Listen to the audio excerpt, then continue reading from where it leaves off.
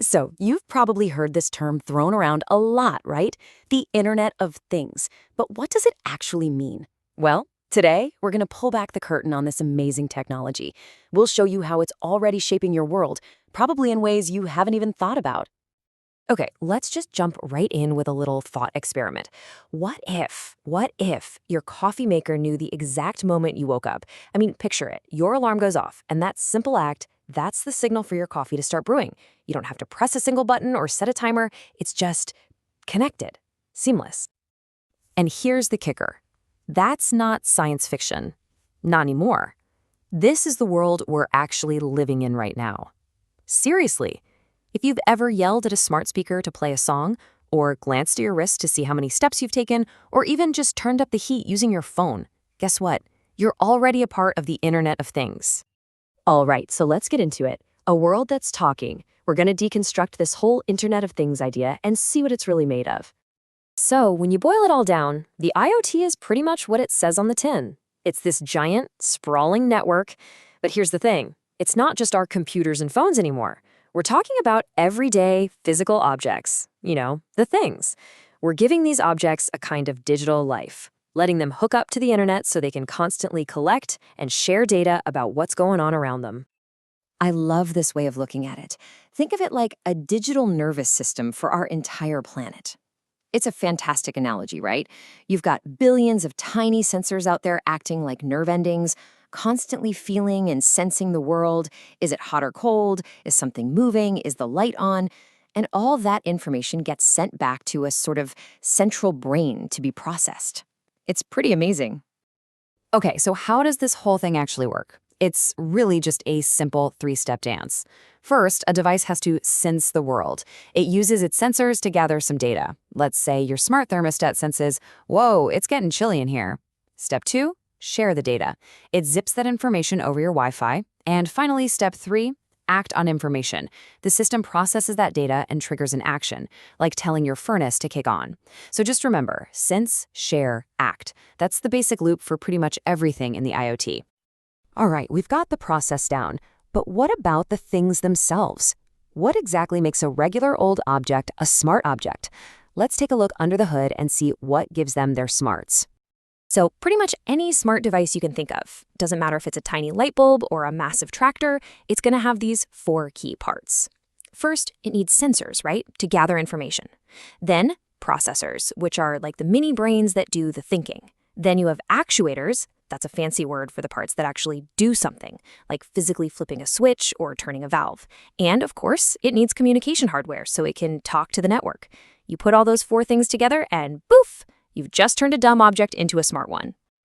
And this stuff is everywhere. Just look around your home. It's in the smart lights you can tell to change color, the front door lock that sends you a notification when the kids get home safe, or maybe even your fridge that knows you're out of milk and adds it to your shopping list. That's IoT. It's literally on your body, too. I mean, that fitness tracker or smartwatch on your wrist right now, that is a super powerful IoT device. It's constantly sensing your steps, checking your heart rate, tracking your sleep, and then it sends all that data right to your phone to give you a detailed picture of your health. And it doesn't stop at our front door. This technology scales up to our entire cities. Think about it. Sensors in parking spots that tell your phone where to find an open space. Traffic lights that can actually adjust their own timing to help with a traffic jam. Even something as simple as a trash can that can send a message saying, hey, I'm full. All of this makes our cities run so much more efficiently. It's all one massive connected ecosystem. Okay, let's switch gears and talk about the other half of the name, the internet. Because a smart thing isn't very smart if it can't communicate, right?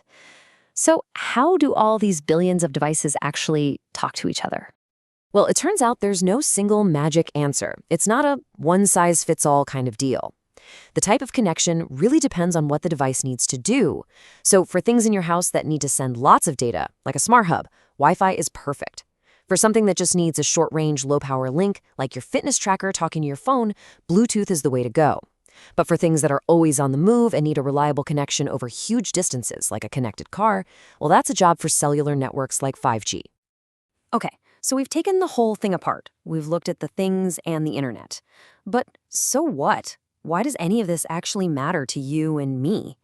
Let's put the pieces back together and look at the big picture. First off, the sheer scale of this is, well, it's mind-boggling. Get this. By 2025, experts estimate there will be over 75 billion connected devices out there. That is almost 10 devices for every man, woman, and child on Earth. Just let that sink in. This isn't some little tech trend. This is a fundamental rewiring of how our world works. And this right here is probably the biggest change IoT brings. For all of human history, we've been reactive. Something breaks, we fix it. The engine dies, then we call a tow truck. But with IoT, we can become proactive. Imagine a tiny sensor in your car's engine that feels a vibration that's just a little bit off. It's a sign of trouble down the road. So it sends you an alert telling you to get it checked before you end up stranded. That shift from reacting to problems to predicting and preventing them, that's a total game changer. And when you can predict the future, even in small ways, the benefits are huge. We're talking about massive gains in efficiency, whether that's in a factory or on a farm. We're talking about incredible convenience in our homes and daily routines. We get much deeper insights from all this data that's being collected. And, of course, like with the car, enhanced safety. This is really the promise of what a truly connected world can deliver. So as we finish up here, I want to leave you with a big question to chew on.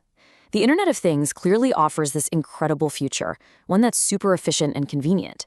But as we race to connect everything, literally everything, from our coffee makers to our entire cities, we have to ask ourselves, what do we stand to gain from all this connection? And what might we be giving up? You know, things like our privacy, our security? That's the real conversation we need to be having as we build this connected future.